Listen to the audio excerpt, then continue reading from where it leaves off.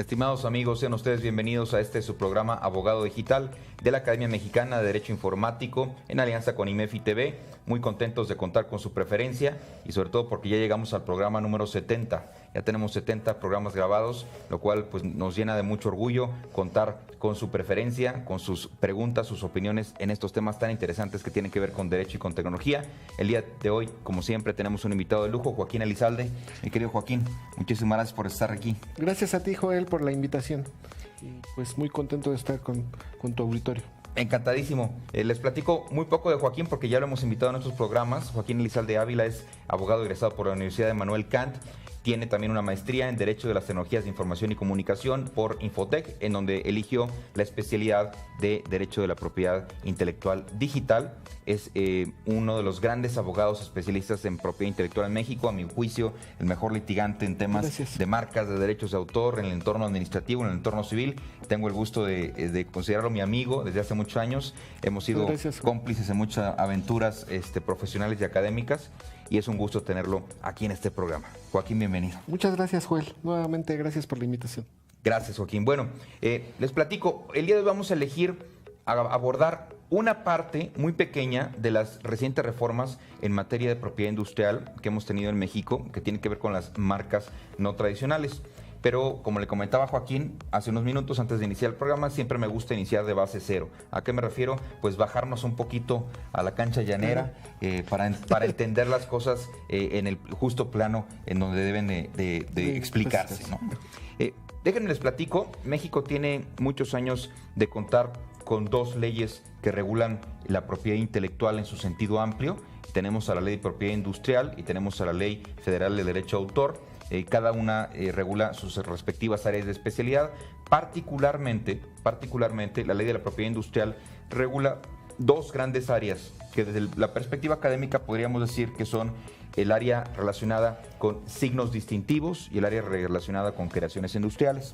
Dentro del área de signos distintivos tenemos normalmente o de manera tradicional a las marcas, a los avisos comerciales, a las denominaciones de origen. Sí, esos son regularmente los signos distintivos más relevantes que vienen en la propia ley mexicana. Los avisos comerciales también están regulados bajo la categoría de signos distintivos. Y por otra parte están las creaciones industriales, donde podemos encontrar a las patentes, los modelos de utilidad y los diseños industriales, principalmente como los reyes de esta categoría de creaciones industriales. Hay una categoría muy pequeñita que a veces no se sabe dónde poner, que son los famosos secretos industriales, que esos son ahí como medios colados porque no podemos fácilmente embonarlos ni como signos distintivos ni tampoco como creaciones industriales, pero son temas que también vienen regulados en la propia ley de la propiedad industrial. Durante muchos años hemos estado los abogados especializados en esta materia, que no me considero yo en esa afirmación porque yo la conozco mucho desde el plano de vista académico y desde el plano de vista digital, no tanto profesional como lo es Joaquín. Pero lo que voy es que normalmente dentro del concepto de marcas, pues en derecho mexicano pues estábamos muy acostumbrados a tener ciertos tipos de marcas que podían ser susceptibles de registro en México, las marcas nominativas, las marcas tridimensionales, las marcas mixtas y las marcas innominadas. Esos son los cuatro tipos de marcas que tradicionalmente estábamos acostumbrados a tener en el derecho mexicano y además pues teníamos una particular denominación o definición en la ley que pues empezaba más o menos diciendo marca es todo signo visible, ¿no? Así empezaba la definición de marca en la Ley de la Propiedad Industrial, que pueda ser susceptible de distinguir productos o servicios de otros de su misma especie. Esa es más o menos la definición clásica de marca, pero las cosas ya cambiaron, Joaquín, ya cambiaron. Tenemos ahora otras cosas muy diferentes en el entorno mexicano, en la ley mexicana, en esta materia.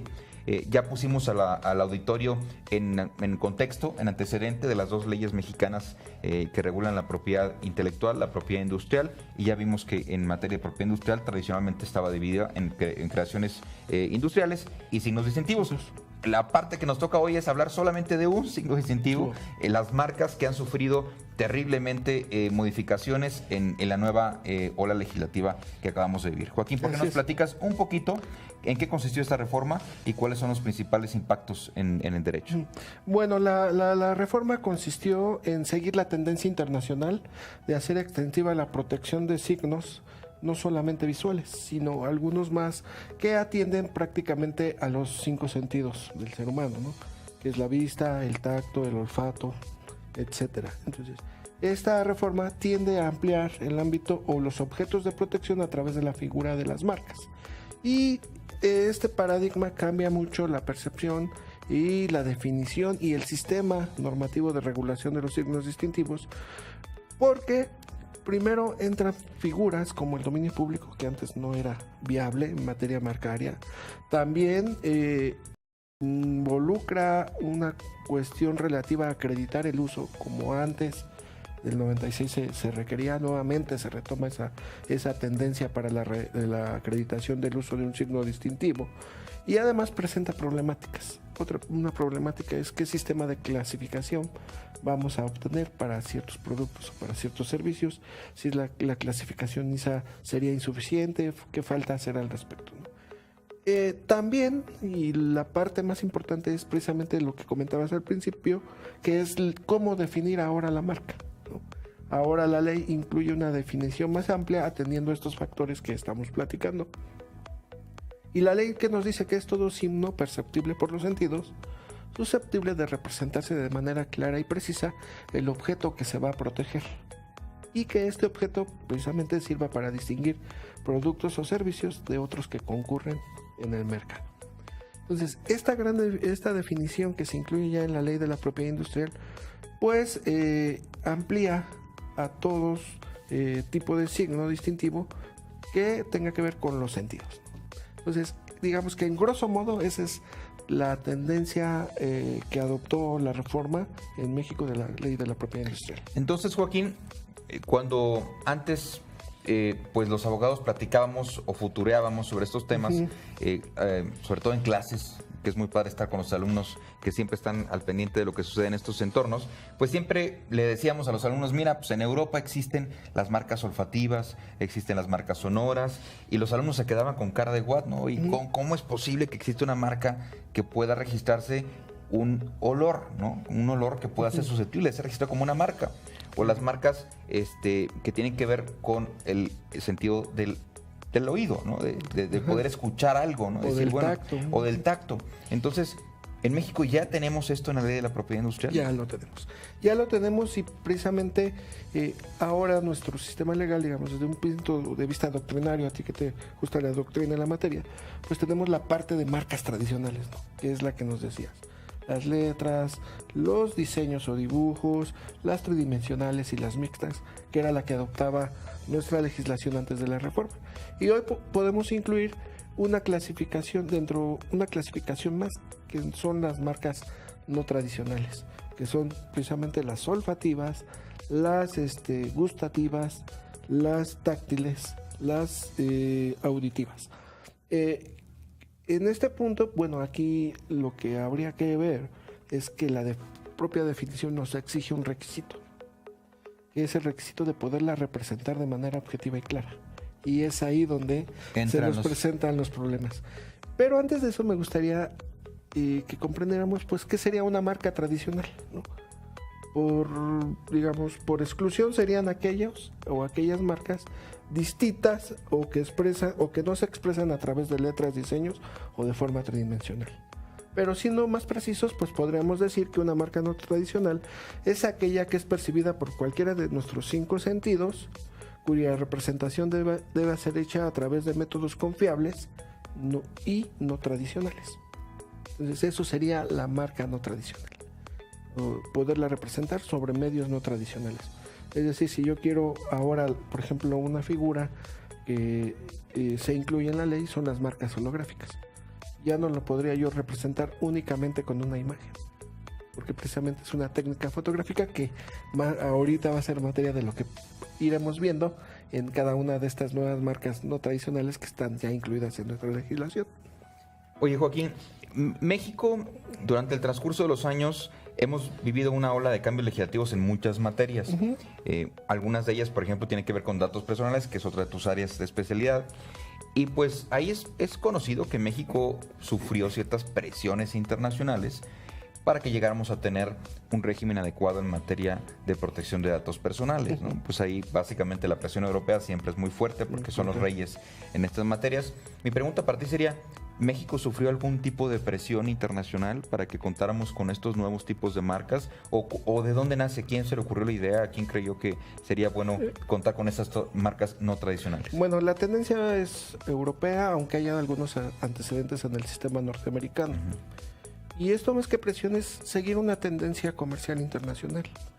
Colocar los tratados de libre comercio, los capítulos de propiedad intelectual y principalmente de marcas y de derechos de autor, pues están muy preocupados porque quien llegue a un territorio tenga el sistema de protección adecuado respecto de los productos o servicios que va a comercializar. Entonces, yo creo que más que una presión es una adopción al sistema de uniformidad de protección por las exigencias comerciales internacionales. Okay. Es una necesidad comercial y si queremos seguir en el contexto de comercialización internacional, pues hay que irnos adaptando a estos sistemas de protección, que además son muy buenos, porque estimulan pues uno de los objetivos precisamente de las nuevas modalidades de comercialización, claro, etcétera, por los medios digitales, pues la protección de los nacionales y de los extranjeros que llegan a nuestro país, ¿no? Muy bien, Joaquín. ¿Por qué no vamos platicando de cada uno de estos nuevos tipos de marcas no tradicionales para entender un poquito de qué se trata? Okay. A mí me cuesta un poco todavía de trabajo entender algunas de las nuevas categorías que nos acabas de mencionar. Sí. ¿Por qué no hablamos pues de esta distinción entre marcas visuales y no visuales para entender el contexto a donde queremos llegar? Ok, ya llevamos la primera gran clasificación, marcas tradicionales, que son las nominadas, las innominadas, las tridimensionales y las mixtas. A esto le agregamos las no tradicionales, que a su vez podemos subdividir en dos: las visuales y las no visuales. Muy bien. Las visuales son aquellas como los colores, los hologramas, las formas, las imágenes en movimiento incluso, y las marcas que pueden posicionarse. Y las no visuales son aquellas que atienden a los otros sentidos que no sean visuales: el tacto, la vista, los sabores, etc. Entonces ahí podríamos clasificar los dos tipos o subclasificar las marcas no tradicionales. Esto atiende al olfato, al gusto, al oído, a la vista, etcétera, los cuales son los que nos permiten el acercamiento con una realidad física o con nuestro medio ambiente. Y es ahí pues donde está el gran reto de aquellos quienes deseen obtener un registro de marca no tradicional. Oye, Joaquín, a mí hay un tema que me llama la atención. Desde hace muchos años en México hay un segmento de mercado muy interesante, que son aquellas empresas que se dedican a vender perfumes que son imitaciones de perfumes oficiales. Claro. Nos paseamos en el centro histórico y no hay tantos Oxxos como estas tiendas, no puedo decir la marca, hay como estas tiendas que se dedican a vender fragancias o perfumes que pues traen los frasquitos transparentes, no traen ninguna etiqueta más que un código ahí para identificar el producto. Y te dicen, bueno, esta es parecida a esta, ¿no? O se parece a esta. Y ahora he visto que ponen un letrero de que en este establecimiento no vendemos perfumes originales. O algo así ponen algunos de estos establecimientos. Y paseando por el centro histórico hay más de estos establecimientos que Oxxos. Uno en cada esquina prácticamente.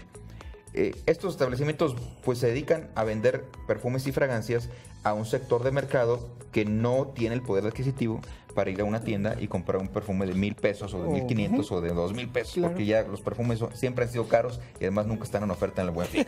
Entonces, pues hay personas que también quieren oler rico, oler bonito, y dicen, bueno, pues yo quiero, pero no quiero pagar un perfume de 1,000 pesos o de 1,500, pues voy al centro histórico o voy a cualquier tienda de las que estoy platicando. Mi pregunta concreta es, ¿este negocio va a desaparecer? No. ¿O no?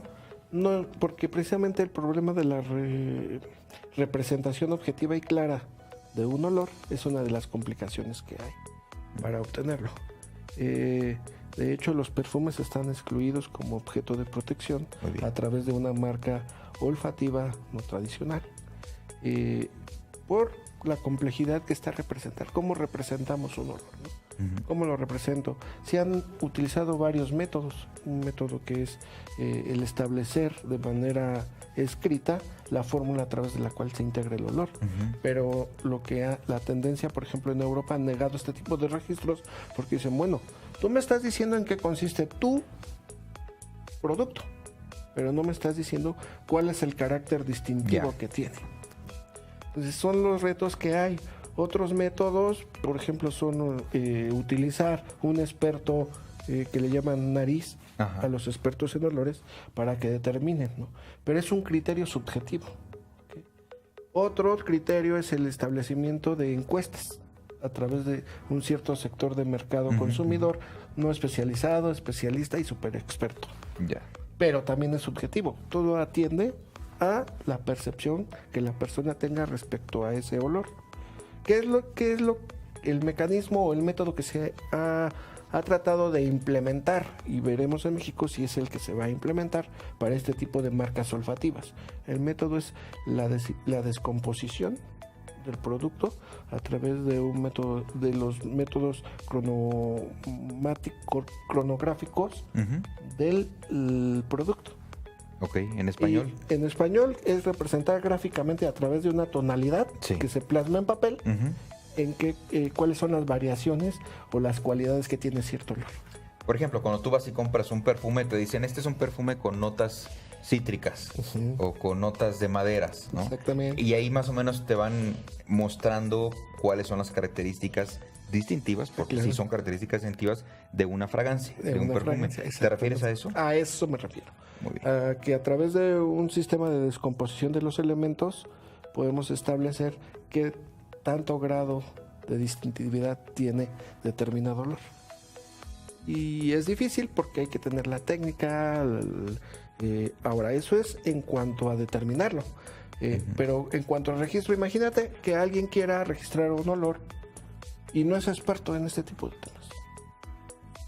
Una de los retos que hay ahora es establecer de manera sencilla, hacer del conocimiento público cómo es que está registrado o representado gráficamente. Porque igual yo puedo ver las tonalidades y digo, bueno, ¿esto qué es? ¿Invado derechos? ¿No los invado? ¿El mío es distinto? ¿Qué voy a hacer? O sea, ahí entra un elemento que se contrapone con establecer de manera clara, el principio de manera clara que nos da la definición de la ley, ¿no? Entonces, ¿cómo hacer de manera clara esa representación de lo que protege mi registro marcario olfativo? Ay, pues se antoja un tema súper interesante, Joaquín. Me imagino que los formatos van a cambiar. Ya cambiaron. Las personas especialistas en el INPI que van a analizar estos asuntos deben estar capacitadas o no ser nuevas. Sí. A lo mejor empezaron a contratar, no sé, perfumistas o gente experta en estas nuevas especialidades, ¿no? Una nueva disciplina que requiere conocimientos técnicos, pues evidentemente va a ser así. Tampoco el muestreo es viable para este tipo de productos. Son volátiles, ¿no? Totalmente. Son volátiles. Oye, Joaquín, ¿por qué nos platicas un poquito de la representación? Bueno. Se habla mucho de la representación en estas nuevas marcas. ¿Por qué nos platicas en qué consiste? Perfecto. Bueno, pues la representación, como sabemos, el derecho de exclusividad que nos otorga una marca solo lo tenemos mediante el registro marcario. Yo puedo crear algún signo distintivo, pero si no lo registro, no tengo derecho de exclusividad sobre él. Entonces la representación precisamente es hacer material ese derecho de exclusividad. ¿Qué se requiere? Pues una descripción de la marca. ¿Cómo la voy a representar yo en mi solicitud de registro y cómo me va a ser otorgado mi título de registro? ¿Por qué? Porque con base en mi título de registro se me va a delimitar qué es lo que está protegido con mi registro y qué es lo que no está protegido. Por eso, en eso consiste la representación objetiva y clara de una marca no tradicional. Ahora, dentro de estos requisitos debe ser claro y sencillo para para el público. Eso es indudable. También no podemos establecer un carácter técnico para poder definir nuestro signo, nuestra marca no tradicional, precisamente por lo mismo, que debe ser accesible a todos y que además pues no es susceptible de protección, las fórmulas, los métodos, etcétera, como signo distintivo. Entonces hay diferentes maneras que se buscan, como esta que platicábamos de los signos olfativos, o métodos para poder representar de manera clara el ámbito de protección de mi signo distintivo no tradicional. Interesante, Joaquín. Y bueno, cuando hablamos, hace ratito nos mencionabas un poquito del tema de los hologramas. Ujú. ¿Se van a poder registrar hologramas en México? ¿Es posible? Sí, claro. Bueno, se tienen que registrar porque ya es por disposición normativa. Ya hay un formato especial para determinarlo. El problema de los hologramas es que es una técnica fotográfica que da la sensación de movimiento inclusive desde la posición de que la veas. Te puede representar otra cosa, una cosa distinta. Entonces ahí habría que determinar estos signos holográficos, cuál va a ser la técnica que se va a requerir para las solicitudes de registro. Entonces se integra de una reproducción fotográfica o de imágenes tridimensionales de un objeto. Ahora, es aquí donde otra innovación de nuestras reformas o de las reformas que se incluyen actualmente en nuestra legislación es que los productos de representación holográfica de dominio público no serán registrables, ¿no? Entonces, por ejemplo, el holograma de un notario, de un corredor que plasma, pues no podrán ser susceptibles de registrarse. Entonces, ese es el problema de la holografía como marca no tradicional. Es difícil, pues, entonces describirlo porque desde el punto referencial visual que tú lo veas puede darte la percepción distinta. Ahora puedes establecer en tu solicitud de registro una imagen secuencial o imágenes secuenciales que te permitan establecer esa percepción de movimiento que requiere la marca holográfica, que pueden ser y que se combinan o se superponen, pues así podríamos representarlo dentro de nuestras solicitudes de registro. Muy bien, Joaquín. ¿Qué pasa con pues las marcas sonoras? Ahí tendríamos que atender pues al sentido del oído, desde luego, y pues yo intuyo que la problemática es cómo vamos a poder registrar una marca sonora. A lo mejor tendríamos que tener el auxilio de los creadores de música para que nos digan cuáles son las notas musicales de esa marca sonora o cuál sería el proceso para poder registrar una marca sonora. Bueno, dentro de las marcas sonoras, lo has dicho bien, debemos de distinguir entre las que son musicales y las que no son musicales. Y de esa clasificación vamos a determinar cómo vamos a presentar nuestra solicitud de registro y a la postre cómo nos otorgará el instituto el registro de este tipo de marcas. Y me imagino que las musicales pueden tener impacto con los jingles, que están muy utilizados en el entorno del derecho autoral. Del derecho de autor. Y ahí habría que haber coincidencia entre el solicitante de la marca y el titular del derecho de autor, ¿no? Bueno, platícanos la diferencia entre musicales y no musicales para saber, porque yo no tengo idea todavía. Musical podemos distinguir que puede ser representado ante un pentagrama o notas. O puede ser representado o plasmado en un soporte material, como un disco compacto, etc. O digital, en un programa susceptible de reproducirlo. Lo más sencillo para nuestra solicitud sería a través de un pentagrama. Ya está la representación gráfica clara, precisa, de cuáles son los movimientos sonoros que impactan en el oído y que crean la sensación de sonido. ¿Hay algún límite de tiempo?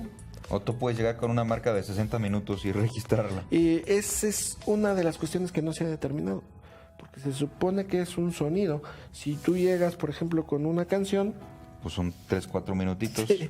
Y ya podríamos empezar a decir que las canciones tienen doble protección como obra y como marca no tradicional musical. Como obra musical y como marca no tradicional, ¿no? En este sentido sí habría que determinar cuál es la figura que realmente vamos a proteger. Una de las cuestiones es, y como derecho de autor, pues nuestra vigencia es 100 años a partir de la muerte del autor y las demás reglas de protección. Y la marca siempre y cuando acreditemos el uso cada 3 años o la renovación de nuestro registro cada 10. Entonces ahí sí habría que determinar precisamente, recordemos que aquí es para distinguir productos o servicios, ¿no? Yo no sé si una canción de 40 minutos, de 4 minutos, pueda ser viable para representar, ¿no? Para representarse como signo distintivo. Yo considero que, por ejemplo, los jingles iban a tener un ámbito ambivalente de protección, claro, por derecho de autor y por propiedad industrial. Y respecto a los sonidos, a los sonidos no musicales, ahí vamos a presentar otro problema. Por ejemplo, un rechinido, que propiamente es un ruido, pero que también es un sonido, va a ser susceptible de registro o no lo va a ser. Otros no tienen un ángulo de frecuencia tan determinado, ¿no? Como por ejemplo, el viento, sonido del viento, etcétera. Pero sí es posible su registro siempre y cuando esté fijado en un soporte material o digital que haga susceptible su reproducción para ser percibido por los oídos. Oye, Joaquín, hace muchos años eran muy populares los teléfonos Nokia. Y todo el mundo sabía cuando tenías un teléfono Nokia en tu bolsa porque sonaba con un timbre muy especial. Y todo el mundo decía, ese cuate trae un Nokia sí, por la manera en cómo sonaba su teléfono. ¿Ese tipo de timbres de telefónicos son susceptibles de registro? Sí, claro. Como marcas sonoras. Como marcas sonoras. Evidentemente es un ejemplo muy claro el que das. Directo y cómo podría aplicarse el registro de una marca. Pero por ejemplo, sonora. Imagínate que tú seas fabricante de timbres. De los de la puerta, ¿no? De un timbre de puerta. Sí. Todos suenan iguales o suenan muy parecidos. Son muy parecidos, ¿no? Entonces ahí va a haber un conflicto de percepción. ¿Cuál es la representación gráfica que va a haber? Va a ser la clave para determinar si se confiere o no el registro. Increíble. Ahora, pues si quisiéramos hablar un poquito de los elementos que componen las marcas no tradicionales, pues ¿por qué nos platicas un poquito a qué se refiere esto? El tema de la distintividad adquirida, los elementos operativos de la imagen, etcétera. Bueno, el secondary meaning, que es la distintividad adquirida, pues son aquellos tipos de marcas que por su uso en algún momento perdieron la distintividad, pero que las seguimos reconociendo como tales. El clásico de los clips, los Kleenex, los Post-it, que por ejemplo, yo no sé si tú le digas a tu secretaria, oye, me das un paquete de hojitas adhesivas con pegamento en la parte de arriba, con cintilla de pegamento. No. Nadie, todo el mundo es pásame un Post-it, ¿no? Entonces, por o ejemplo, pásame un Kleenex, ¿no? Independientemente de la marca que sea, es un Kleenex. Sí, aquí lo que se tiende a proteger es que a los creadores o a los titulares de ese tipo de derechos, pues, adquirieron esa distintividad gracias a su impulso dentro del mercado.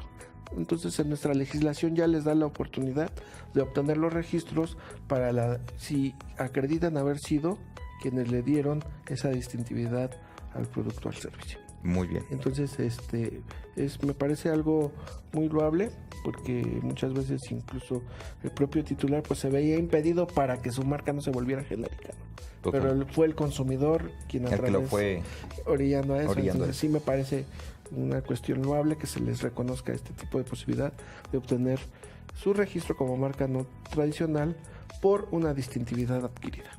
Oye, Joaquín, en la clasificación anterior, en la clasificación tradicional de marcas, pues nos encontramos, retomando el tema, con las marcas nominadas, que son las que tienen solamente texto, las marcas inominadas que no tienen texto, que son puros dibujos o diseños gráficos.